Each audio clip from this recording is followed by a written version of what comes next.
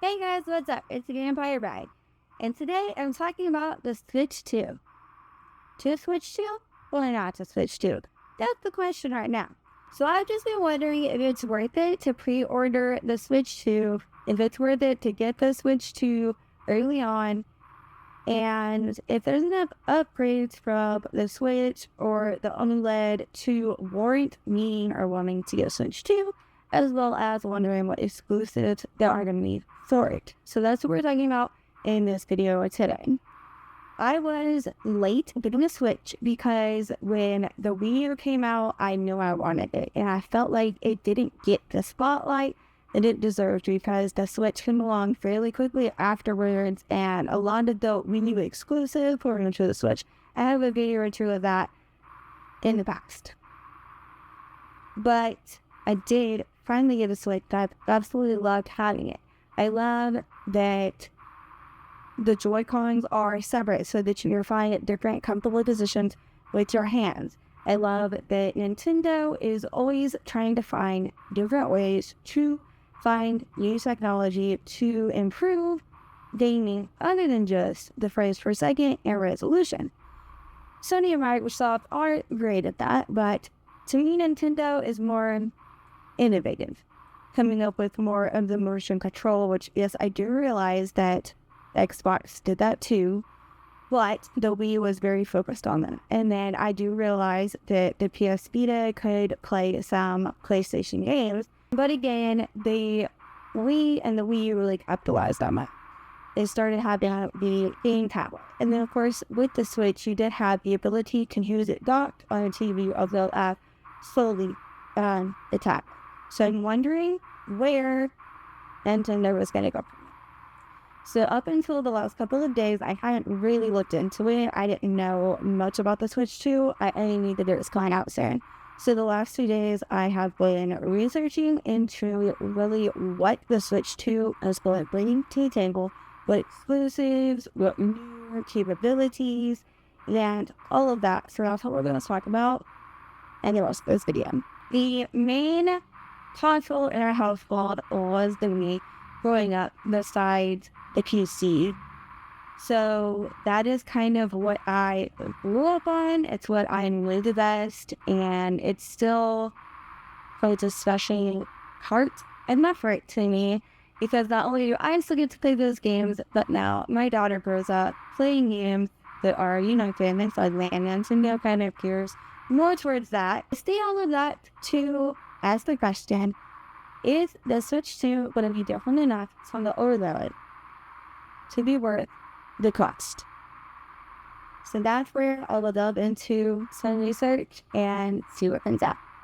GameStop is having doors open at midnight to start pre-order. Everything else starts in the morning.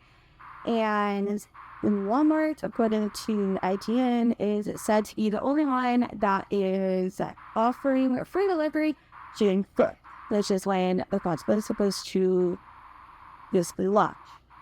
So far, we haven't got into any of the Switch 2's specifications, so let's dig a little deeper. There are 3 game modes, though the third is only the tablet being propped up with the stand, while 2 players can play. So I'm not sure that that should be considered a different mode. My daughter's Amazon tablet could do that.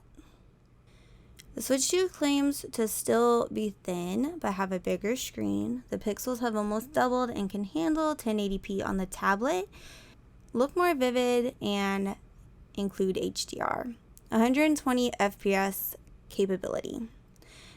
They say the storage has decently improved to a now 256 gigabyte storage ability, which really isn't bad. But of course, I'm sure that the new games are also going to take up more storage because of more capability and the higher resolution. Of course, it's supposed to be faster as well. The stand does look to be quite adjustable, almost being able to be laid down. The Switch has had a problem with the Joy-Con staying in place. They're supposed to come out when you press the release button only, but they would slide out of place and the release button would kind of wear out. So the Switch 2 is supposed to have magnetically connected Joy-Cons. The SR and the SL buttons are supposed to be slightly bigger, which I don't really care about. I have small little fingers, but that's good for bigger hands. Now I come to something that's quite intriguing for me. Nintendo claims that the new Joy-Cons can act as a computer mouse in certain games. Not only that, but in certain games, both the left and the right Joy-Con can be used as a mouse simultaneously. That definitely piques my interest. Though I'm not sure why or where I would personally need to use this upgrade, I'm kind of interested to see how it's applied. Like I said earlier, I like Nintendo's knack for newly thought up ideas. You wouldn't find that in other brand products. They also claim it will have a clearer, more natural audio with a built-in mic for multiplayer and immersive 3D sound, even when you're not using a surround sound system. There is an extra USB port to be used for table charging and for using a camera. They also claim a benefit of the Switch 2 is 4K ability when docked and HDR ability. The dock has a fan to keep the system cool, which is a great improvement, but not something that I found necessary with the Switch. I never had one overheat, but maybe that has been a problem for others, or with a higher capability, it's more likely the Switch 2 will be likely to overheat.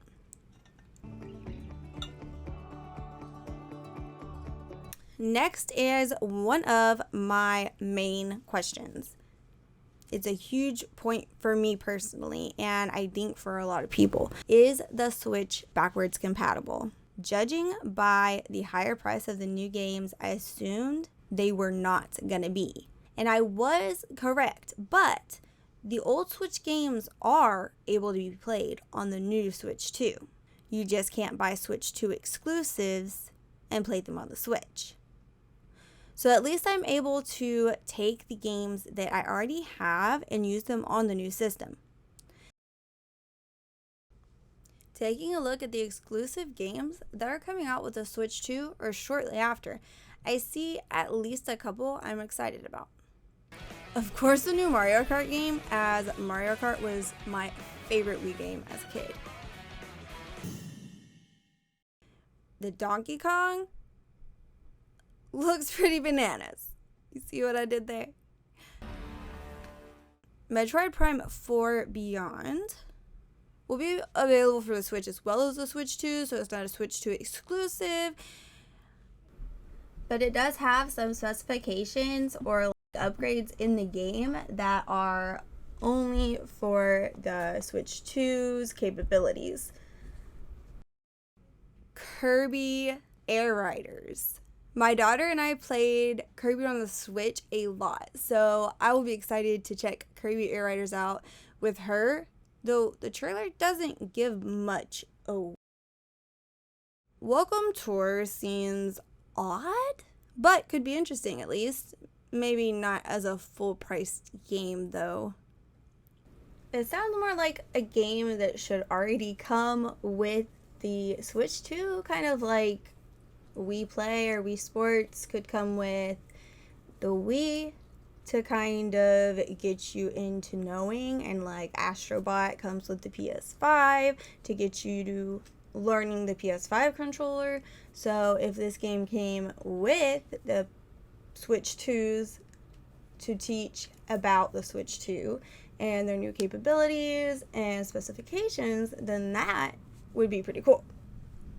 I just did a quick Google search, literally mid-editing, and I see that it is a $10 digital purchase. So it doesn't come with it, but it's far from being a full price game. I don't think that's too bad for just basing off what the trailer is showing that the little game's about. It's like $10 for a demo game. Duskbloods is a Switch 2 exclusive. The trailer for this game freaking hits. It looks like something I'd like to play, but not so much if it's multiplayer only. I'm not too sure what to think about it based off the description and trailer. It looks quite creepy, giving off a like Bayonetta meets vampires meets steampunk or Resident Evil. I don't know. Definitely a cool trailer though.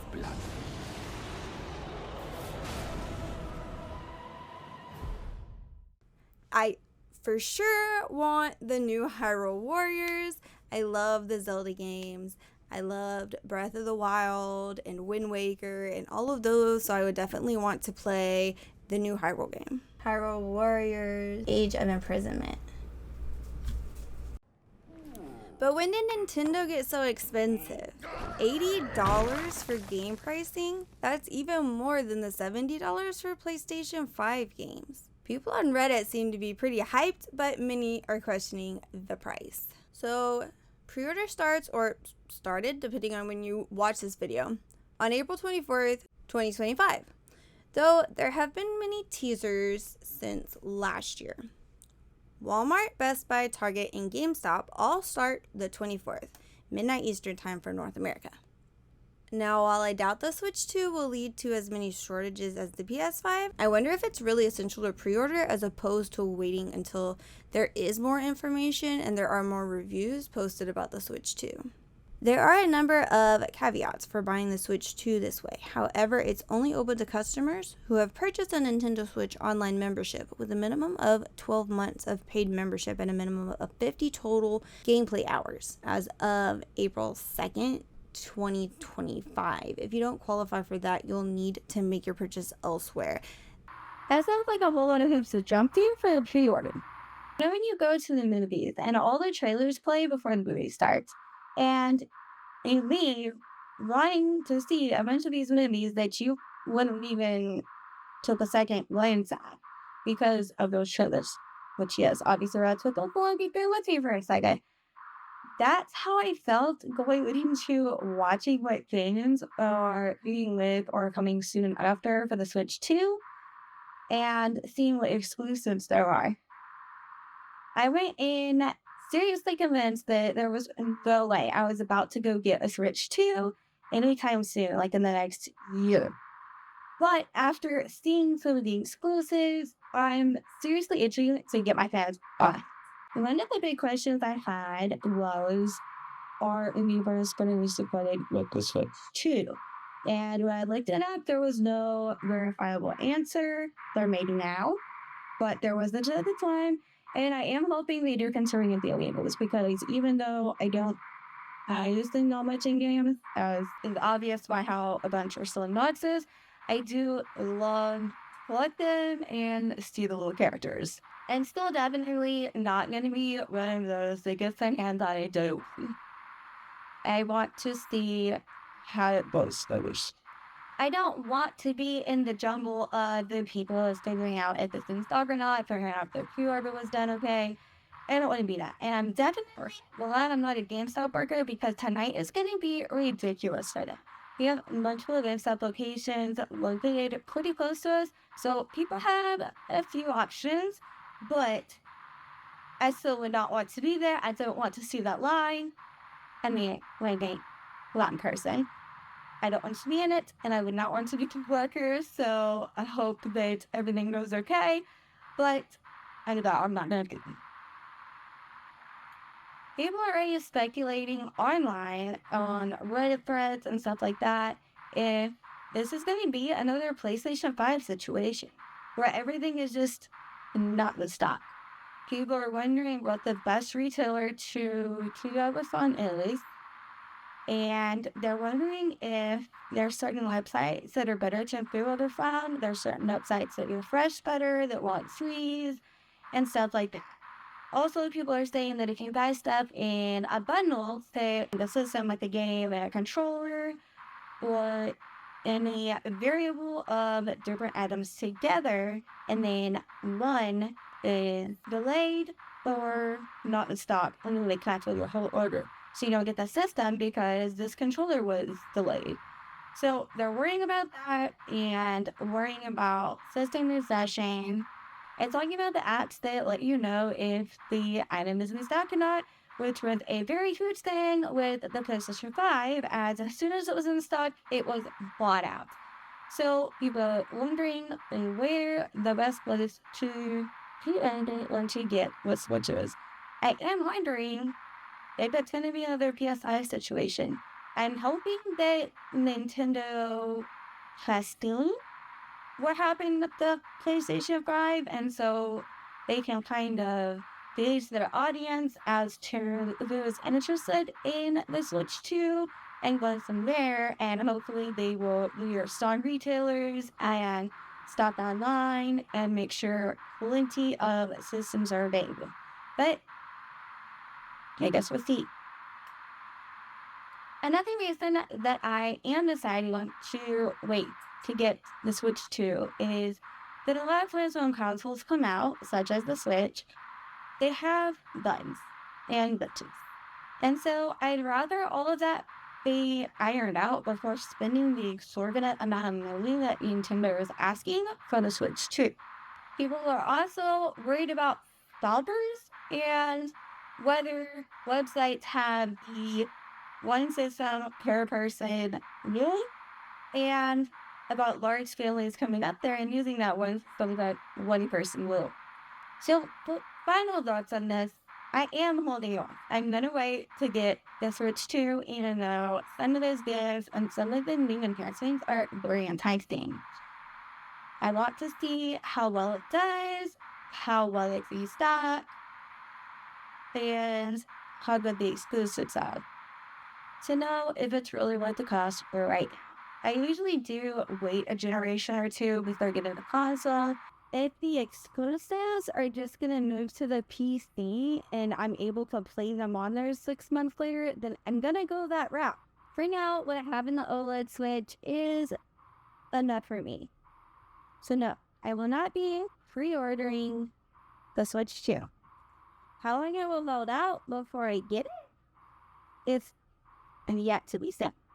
Thank you guys for watching this video. I hope it was informative and helps you to make the best decision on whether you need to go and pre-order the Switch. And who knows how crazy if that's going to be. You just have to wait and see.